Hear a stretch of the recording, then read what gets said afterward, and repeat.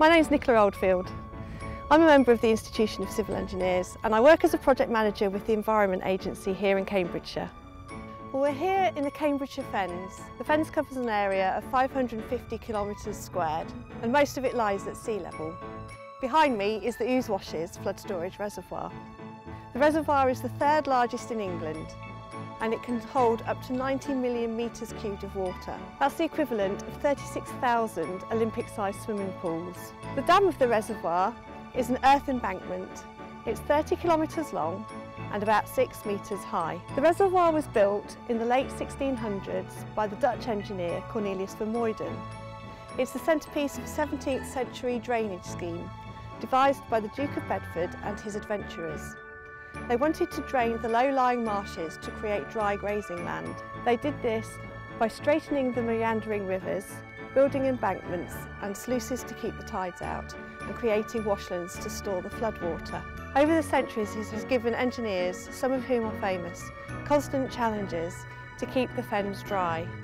There is the constant risk of flooding, siltation of the channels and failure of the sluices. The surrounding land has shrunk and has resulted in the installation of many pumps to lift the water from the low-lying land into the high rivers. Today, the Environment Agency and the internal drainage boards manage the banks, sluices and pumping stations, protecting thousands of homes and tens of thousands of hectares of prime agricultural land from flooding. Since the great drainage schemes of the 17th and 18th centuries, engineers such as the Rennies, Telford and Smeaton have faced many challenges. The challenges faced by the engineers today are not that dissimilar to those faced by our predecessors. The underlying peat is soft and causes the embankments to settle. There are 150 kilometres of embankments to maintain and 286 pumping stations to run and refurbish. We also have the additional challenge of adapting to the impacts of climate change caused by additional rainfall and rising tide levels.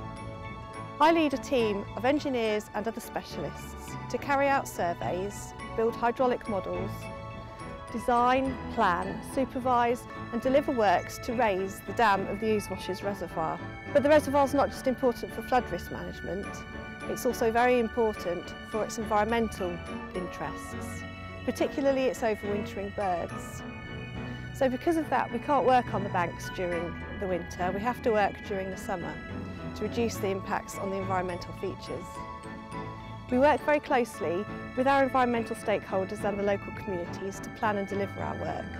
Our objective is to deliver a cost-effective project, to build it safely and to deliver it on time, and to limit the impacts to the surrounding environment. We also want to ensure that it continues to be maintained and continue to protect the surrounding homes and businesses and land. Civil engineering is a diverse and ever-evolving career.